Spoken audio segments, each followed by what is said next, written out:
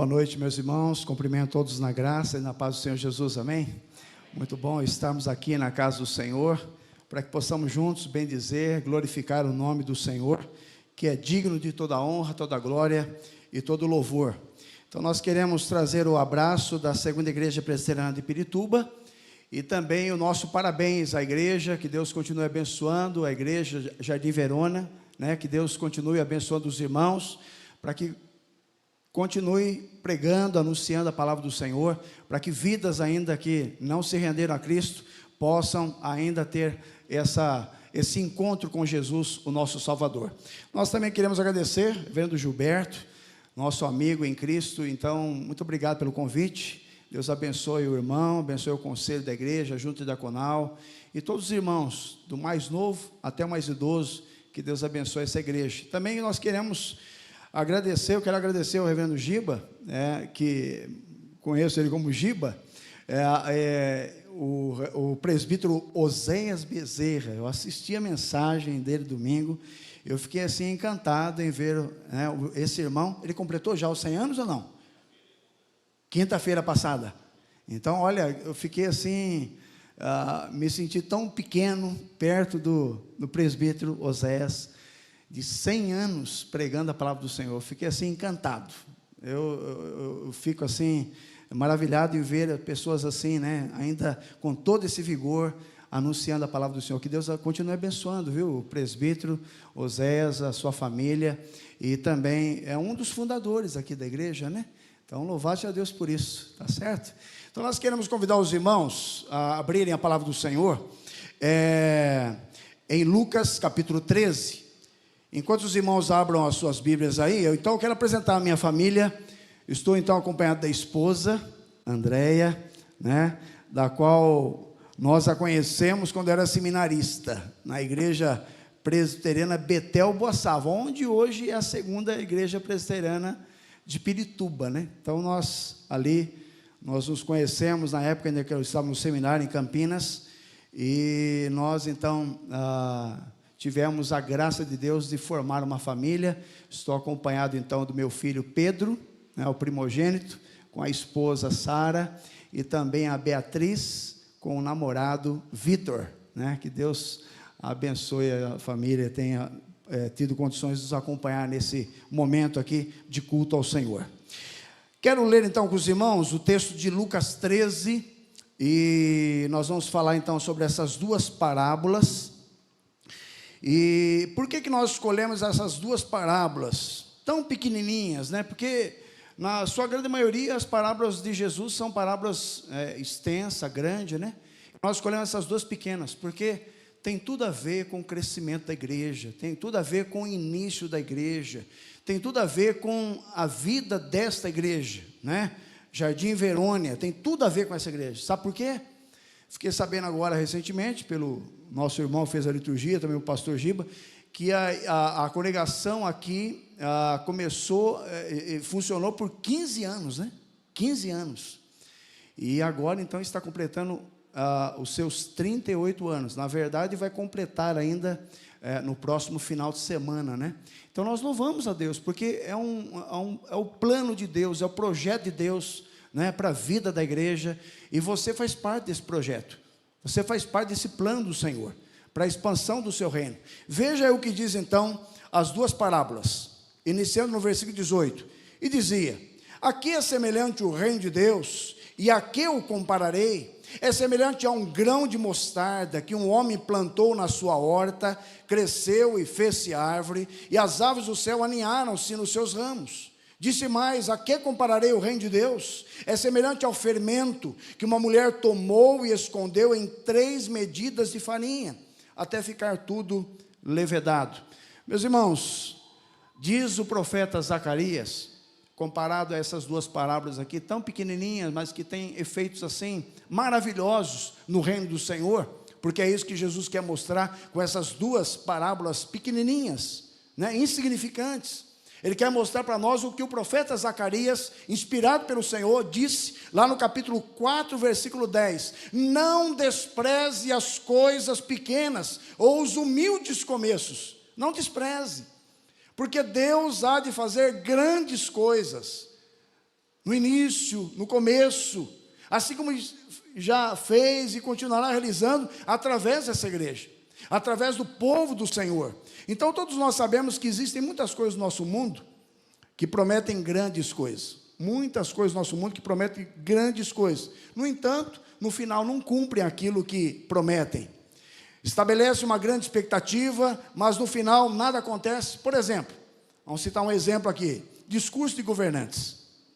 Você pode ver, discurso de governantes é sempre o quê? Apresentam propostas do governo, que vão fazer isso, vão fazer aquilo, mas no final do mandato, ficou muito a desejar,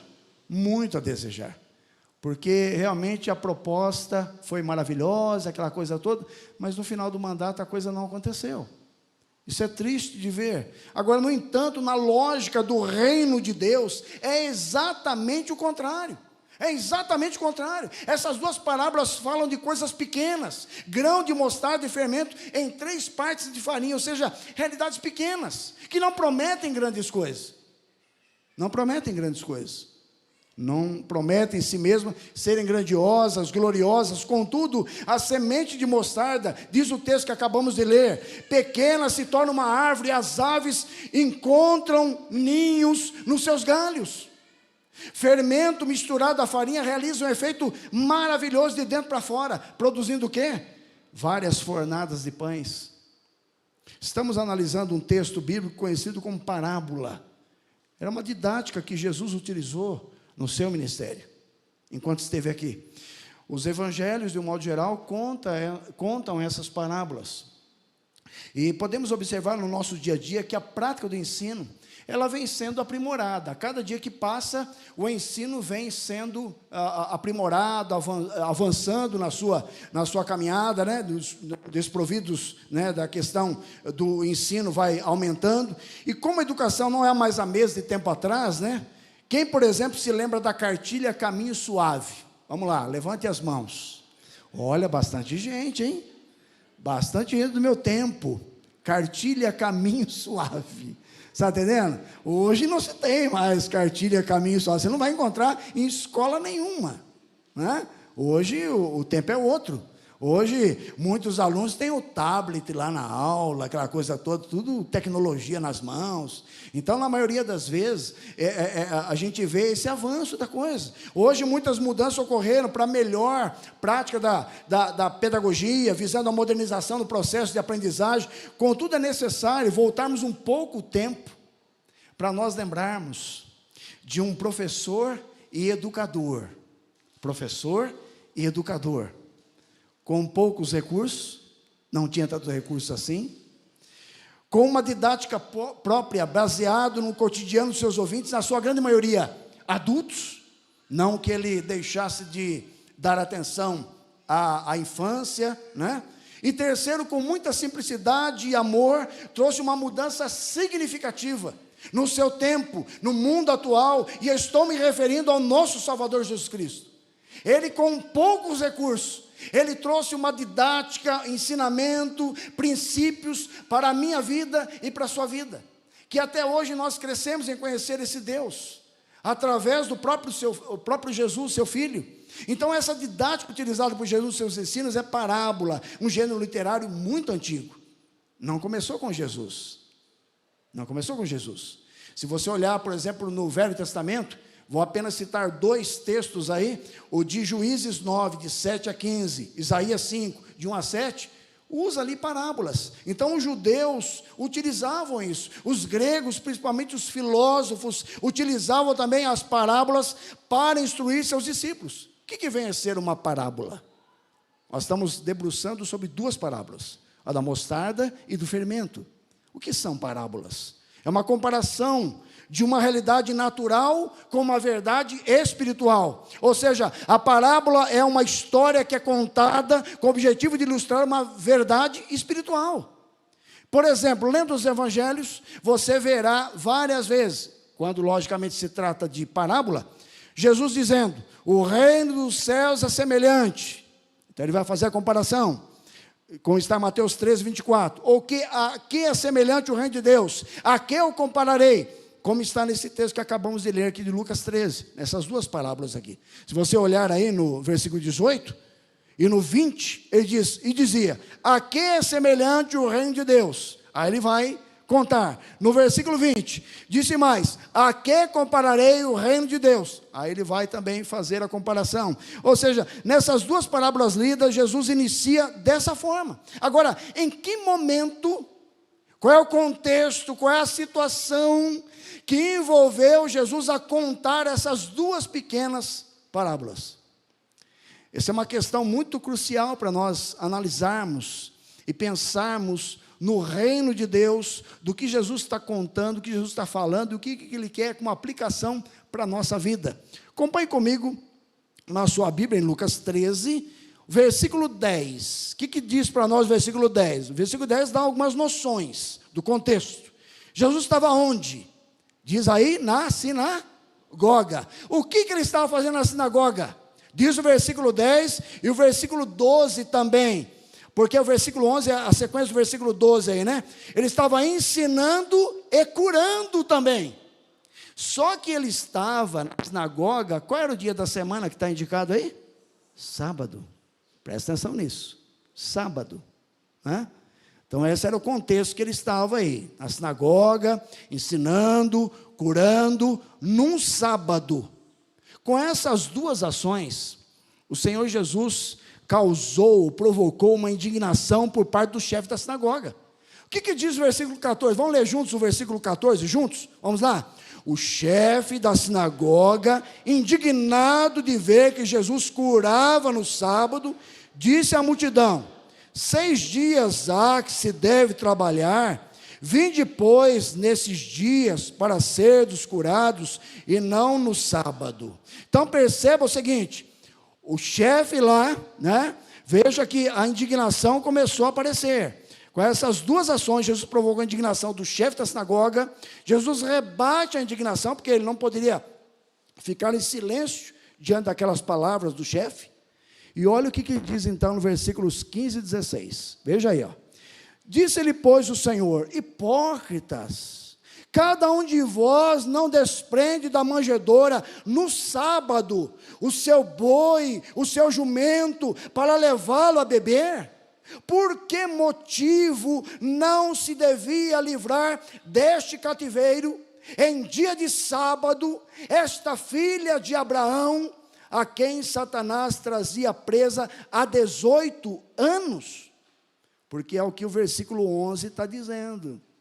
Então Jesus vira para aqueles judeus, né, que eram legalistas, né, saduceus, escribas, fariseus. Olha, vocês fazem tantas coisas no sábado. Tantas coisas no sábado. Vocês estão chamando a minha atenção por eu fazer o bem a uma pessoa que há 18 anos está sofrendo. Isso causou uma reação, né, ou uma atitude por parte daqueles que estavam ouvindo essa resposta de Jesus. O ministério de Cristo, nesse contexto, provocou 2 efeitos. Qual que é o primeiro efeito? Olha o versículo 17. Os adversários de Jesus se envergonharam. Vocês se envergonham, porque Jesus foi direto ao ponto, porque ninguém naquele tempo talvez tivesse tido a chance, a oportunidade ou a força de chegar e dizer, olha, vocês fazem isso no sábado, vocês são legalistas, isso só serve para a vida dos outros, mas para vocês não. Então eles se envergonharam, porque Jesus expôs a vida deles ali, diante daquela situação. E por último, o povo se alegra com os feitos de Jesus, porque olha o versículo 17, o povo se alegrava com todos os gloriosos feitos que Jesus realizava. Então perceba, ou seja, é nesse contexto que Jesus ensina essas 2 parábolas do grão de mostarda e do fermento.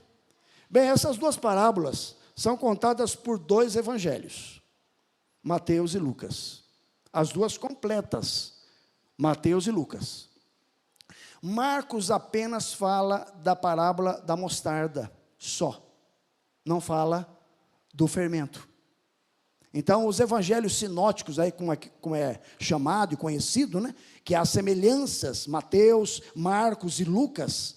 Então, os três aí, apenas dois, Mateus e Lucas, contam essas duas parábolas por completo. E Marcos apenas do grão de mostarda. Quanto ao grão de mostarda, qual é os detalhes que essa parábola nos mostra? Em Mateus diz que foi plantada no campo. Está lá no capítulo 3, versículo 31. No Evangelho de Lucas diz que foi plantada uma horta. Observação, Jesus usa o exemplo da vida diária daquele povo. Ele está falando daquilo que é a realidade daquele povo. Ele não está falando nada de novidade do povo, pois a nossa sociedade moderna hoje, da qual nós vivemos, onde tudo é enlatado, engarrafado, empacotado, muitos não conhecem uma horta. Muitos não sabem o que é uma horta. Né? E nos dias de Jesus, quase todo mundo tinha a sua própria plantação. Em cada quintal havia possivelmente uma mostardeira em cada quintal. Hoje, a mostarda que nós conhecemos é um frasquinho amarelo, né? E vai nas prateleiras dos mercados, aquela coisa, está lá, a mostarda está lá, né? E o término da parábola do grão de mostarda termina de modo igual, né, do mesmo modo, nos três evangelhos. Já um detalhe da parábola do fermento, descrita por Mateus e Lucas, são iguais. No entanto, presta atenção nisso, no entanto, fermento tem conotação, na grande maioria na Bíblia, de aspecto negativo. Interessante isso.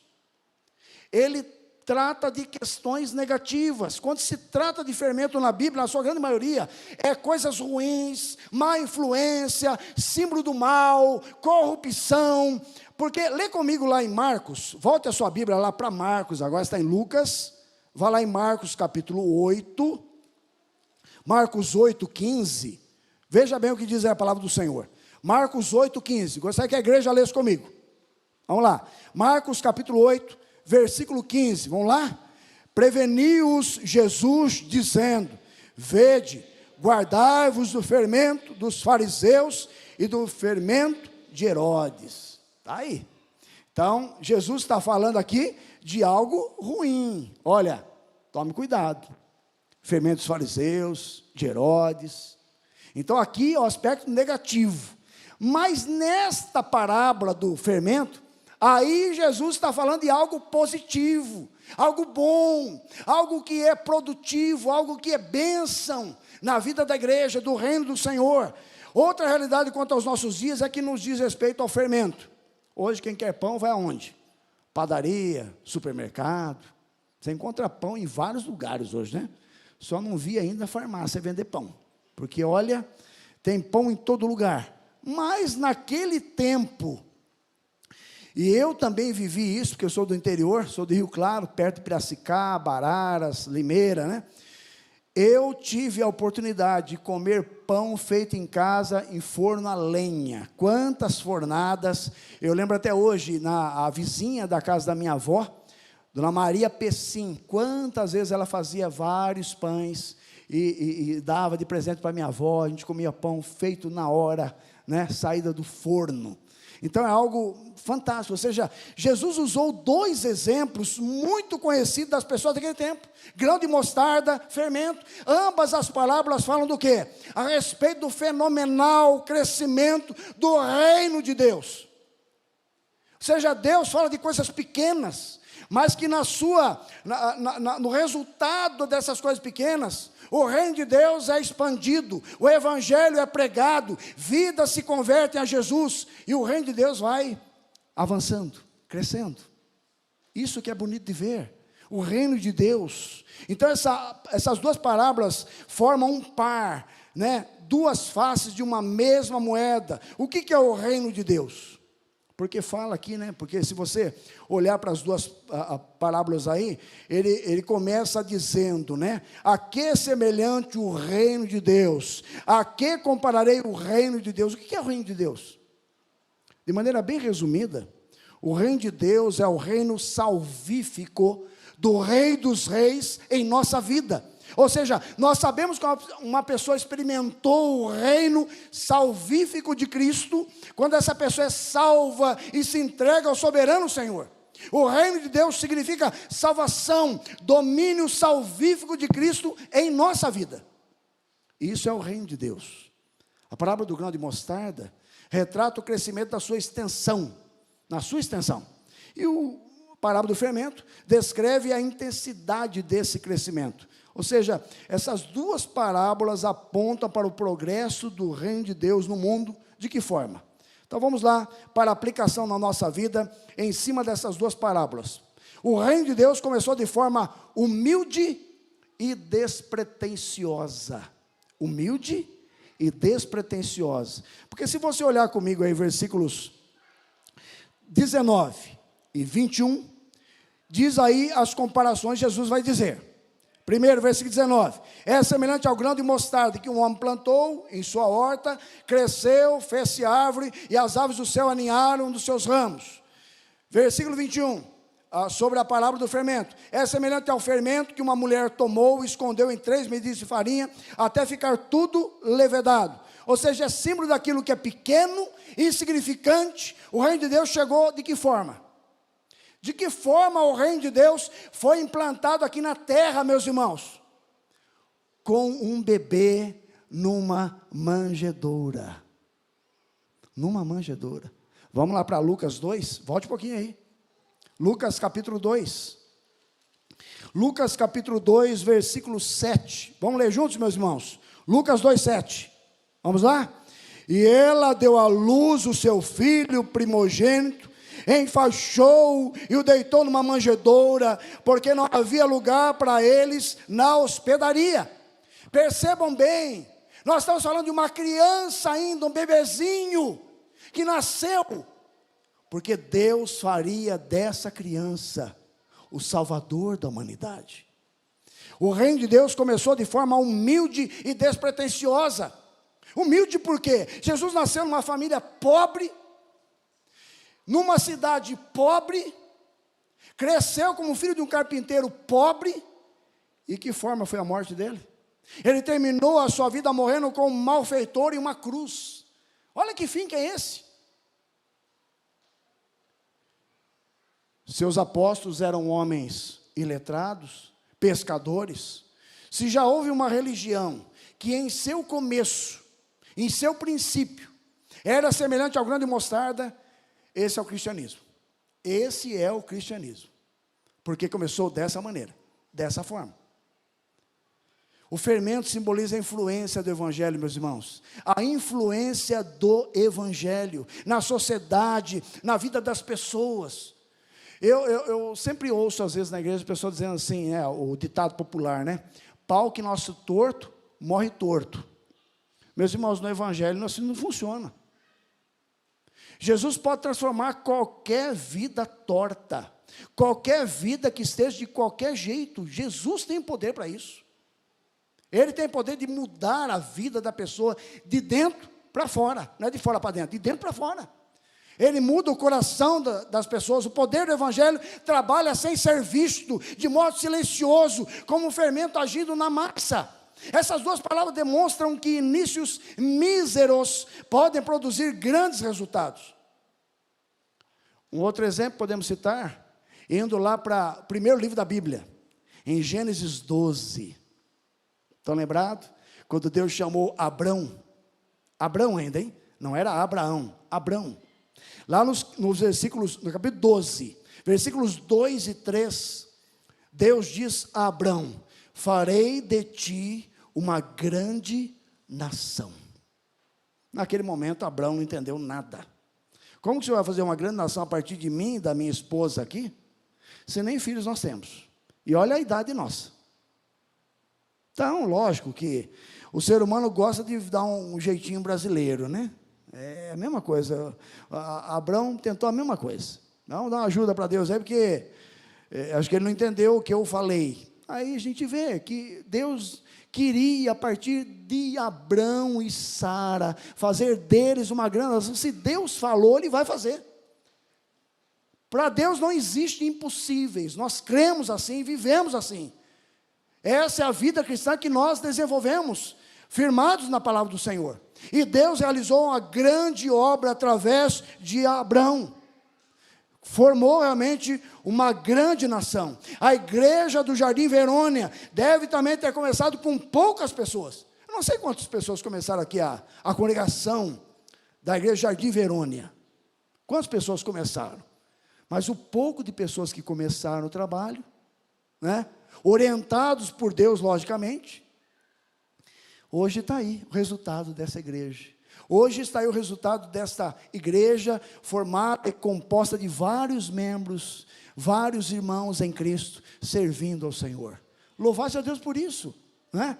Engrandecido seja o nome do Senhor, porque é Ele que faz a obra. A coisa começa pequenininho, mas Deus faz coisas grandiosas, através do seu evangelho, através da sua palavra, que vai alcançando vidas para a glória do seu nome. Sim, então essa é a primeira lição que a gente aprende. O reino de Deus começou de maneira simples, humilde, né? De forma humilde e despretensiosa, mas olha como que a coisa foi avançando. Como que o reino de Deus foi avançando. Agora, uma outra coisa que a gente aprende com essa parábola: o crescimento do reino de Deus acontece de maneira admirável. Admirável. Porque, se você olhar comigo, nos versículos 19 e o versículo 21, o que diz a parte B dos versículos aí? Tanto 19 como 21, né? É semelhante ao grão de mostarda, que um homem plantou na sua horta, cresceu e fez-se árvore. Uma sementinha pequenininha. Ela se tornou uma árvore. Versículo 21. É semelhante ao fermento que uma mulher tomou e escondeu em 3 medidas de farinha. O que é um fermento misturado à farinha? O que isso vai resultar? Então, a pequena semente tornou-se uma grande árvore, apesar do que? Olha bem, o reino de Deus começou a crescer e a avançar, e não foi de maneira tranquila, pacífica, né? Às vezes a gente começa a colocar, nós como igreja hoje, começamos a colocar vários empecilhos. Não vou evangelizar por isso, não vou pregar o evangelho por causa daquilo, aquilo outro. Meus irmãos, esse tempo em que Jesus contou essa parábola, mostrando que o reino de Deus avançaria de tal forma, de tal maneira, qual que era o momento que cercava a igreja naquele tempo? Era a perseguição, era a oposição, era a violência, era martírio, era a morte das pessoas por amor a Cristo. Meus irmãos, nós temos que lembrar que lá atrás, no passado, muitas vidas foram ceifadas para que o evangelho chegasse até nós. E hoje nós começamos a negociar com Deus. Não vou fazer isso, por aquilo. Meus irmãos, nós temos que continuar anunciando a palavra do Senhor, pregando o evangelho do Senhor. Um pouco de fermento envolve toda a massa. Jesus queria mostrar que o grande poder do evangelho que ele anunciava era suficiente para influenciar, contagiar, alcançar toda a humanidade. Ainda que naquele momento apresentasse aos olhos humanos pequeno e quase sem valor. Pequeno e quase sem valor. Eu fico pensando, por exemplo, quando você lê Atos dos Apóstolos, né, que é o livro histórico aí do Novo Testamento, o início da igreja primitiva, após o momento do derramamento do Espírito Santo de Deus, você vê Pedro pregando, 3.000 almas se convertendo a Jesus. Eu fico pensando, Pedro olhando aquilo. Como que Deus pode fazer? Aí vai para 5, a coisa vai avançando, a igreja vai avançando, mesmo em meio ao quê? Perseguições, dificuldades para pregar o evangelho, para viver a vida cristã. Qual que é o tipo de perseguição que nós temos aqui no Brasil hoje? Pode haver por questões de redes sociais, dependendo o que você vai tratar às vezes, tem que tomar cuidado, né? Mas você pode pregar o evangelho aí na rua, aí ninguém vai te incomodar, ninguém vai falar nada para você, vai levar você preso, porque você está pregando o evangelho, falando de Jesus. Então veja que o evangelho do Senhor tem que continuar a ser anunciado por mim e por você, porque ele vai influenciar a vida das pessoas, vai contagiar a vida das pessoas e vai alcançar toda a humanidade, ainda que enfrentemos dificuldades. Vamos lá para Romanos, carta do apóstolo Paulo aos Romanos, capítulo 1, versículo 16. É um texto conhecido nosso. O que Paulo diz aí sobre o poder do evangelho? O que Paulo fala? Olha, meus irmãos, nós temos que crer no poder do evangelho. Não é a minha persuasão, não é a sua, que vai converter o pecador dos seus pecados. Deus vai usar a minha vida e a sua vida no poder do Espírito Santo de Deus, para que vidas venham se render ao Senhor. Leia comigo, Romanos 1, 16, vamos lá? Pois não me envergonho do evangelho, porque é o poder de Deus para a salvação de todo aquele que crê, primeiro do judeu e também do grego. Poder de Deus, é a dinamite de Deus. Deus vai transformar o coração do pior pecador que exista a nossos olhos. Pior pecador. A semelhança do fermento colocado na massa, pouco a pouco o evangelho influenciará a consciência, as afeições, a mente, a vontade, até que todo ser humano seja afetado pelo poder de Deus. Isso é o poder do Senhor, que vai realmente transformando a vida do ser humano. A operação do Espírito Santo de Deus na vida de alguém começa dessa maneira, de dentro para fora.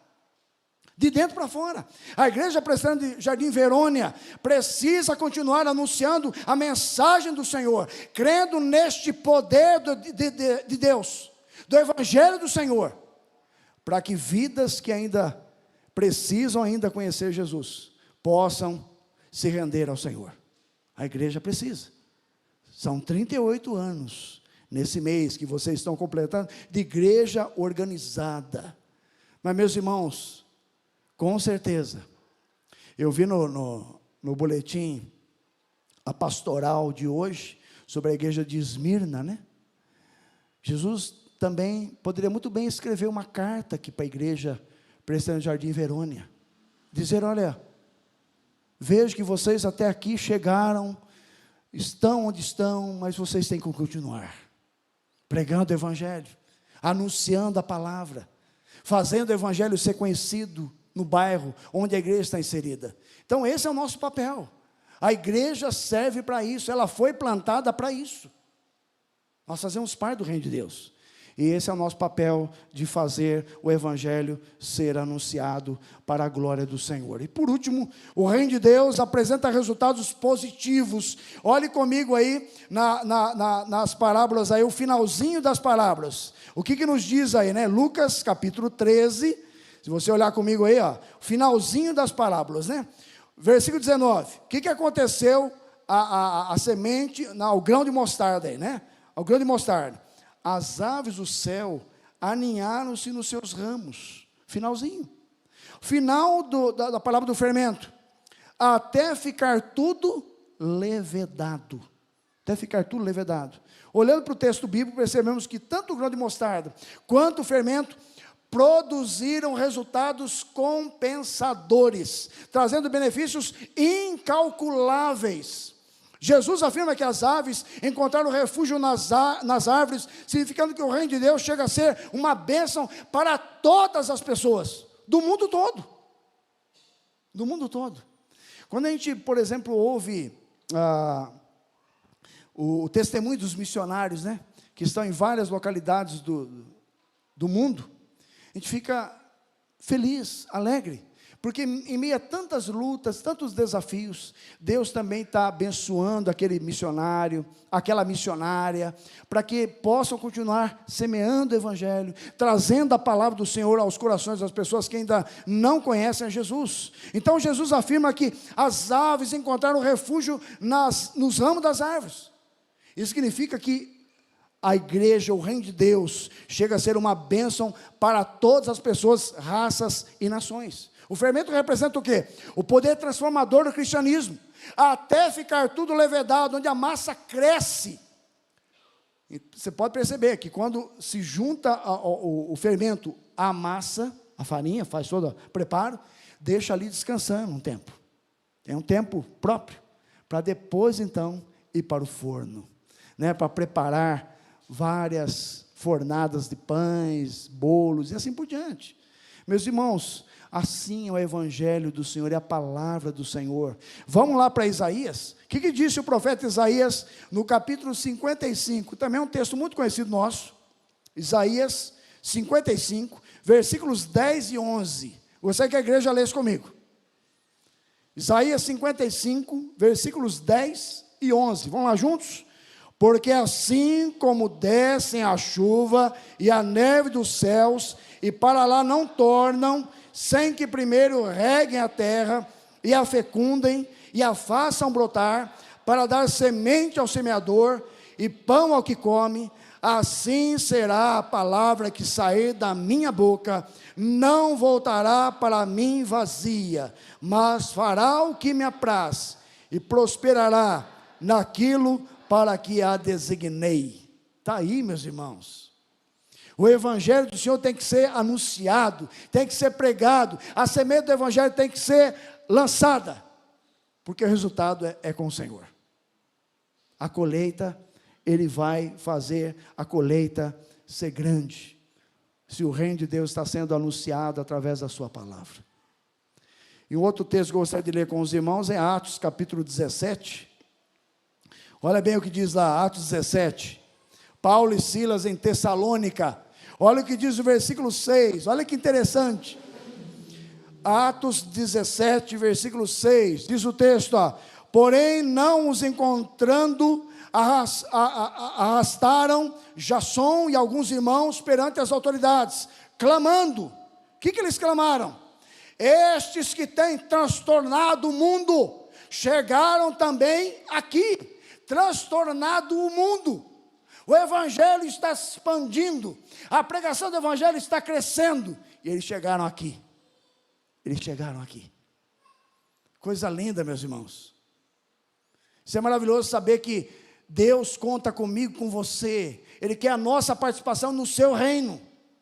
Ele quer a participação da igreja Jardim Verônia no reino dele, para continuar anunciando a sua palavra. Lembrando-nos que da manjedoura de Belém, aquela frágil criança, agora conhecida em todo o mundo, porque Ele é o único que pode trazer a salvação à humanidade. É essa criança frágil, que foi perseguida, né, que foi mal interpretada, mal compreendida, esse Salvador que nos amou até o fim, como diz o Evangelho de João capítulo 13, é Ele que é o Salvador da humanidade. Jesus tornou-se essa árvore gigantesca, onde hoje, pela graça dEle, podemos nos abrigar, nos regozijar. Jamais desprezemos, como disse Zacarias, os humildes começos. Jamais desprezemos os humildes começos. Sabe por quê? Uma criança pode ser um começo de uma escola próspera. Uma criança. Que a gente sempre brinca com as crianças, né? O que você vai ser quando crescer? Eu vou ser bombeiro, eu vou ser médico, vou ser isso, vou ser aquilo, né? Mas ela pode ser aquilo e muito mais, né? E muito mais. Uma conversão pode ser o princípio de uma poderosa igreja, meus irmãos. Uma conversão pode ser o princípio de uma poderosa igreja. Precisamos dar continuidade ao anúncio do evangelho, pois esta é a ordem do Senhor Jesus, em Atos 1:8. Em Atos 1:8 é o mandamento do Senhor, é o princípio do Senhor, para a minha vida e para a sua vida, desde o Pentecostes, onde o mundo será impactado pelo poder do evangelho do reino de Deus. Então eu e você, concluindo, como igreja do Senhor, precisamos, como essas parábolas que acabamos de ler aqui de Lucas 13, essas duas parábolas, tanto a do grão de mostarda como do fermento, para que eu e você também comecemos de maneira simples, humilde, mas Deus vai fazer a obra, porque é Ele que executa a obra de alcançar vidas. O que Ele quer é que eu e você possamos participar desse momento, anunciando a sua palavra, pregando o seu evangelho, se envolvendo com o reino de Deus. A pergunta que nós fazemos nessa noite, para todos nós que aqui estamos: o que você tem feito no reino de Deus hoje? Qual é a sua participação no reino de Deus hoje? Deus te salvou para que você utilize a sua vida para a glória do seu nome. Jesus disse que Ele não veio para ser servido, mas para servir. Se Ele, que é Deus, desceu para servir, quem somos nós para apenas esperar ser servido pelo Senhor? Deus nos abençoe, meus irmãos, mas nós precisamos se envolver no reino de Deus, precisamos se envolver na obra do Senhor, para que a obra do Senhor continue avançando, para que o reino de Deus continue crescendo, para a glória do seu nome. Que Deus assim nos abençoe e nos ajude, para viver essa vida, para a glória do seu nome, que eu e você usemos as nossas vidas para o seu louvor. Curve sua cabeça, feche seus olhos, nós vamos falar com Deus, através desta oração. Pai, obrigado, porque a Tua palavra é tão clara, tão nítida aos nossos olhos, mas muitas vezes, ó Deus, nós não queremos muitas vezes nos envolver. Ó Deus, nos tire da inércia, do comodismo, da nossa zona de conforto, e nos ajude, Senhor, a se envolver com o reino do Senhor. Ó Deus, continue abençoando essa igreja do Jardim Verônia, Senhor, na pessoa do pastor reverendo Gilberto, o conselho, a ajuda diaconal, a todos os membros, para que essa igreja continue, Senhor, sendo luz, sal nesse bairro, para que o reino do Senhor continue expandindo para a glória do seu nome. Ó Deus querido, continue conosco, nos ajudando enquanto temos vida, para aproveitar e usar a nossa vida para a glória do Senhor. Fica Deus conosco e continue a nos abençoar, porque o nosso culto não termina aqui. O nosso culto continua, porque a nossa vida continua com o Senhor. Só continua conosco. E que nós continuemos, ó Deus, a andar contigo, a viver contigo, a glorificar o teu nome, aonde estivermos, para a glória do seu nome. Oramos assim, no nome de Jesus. Amém.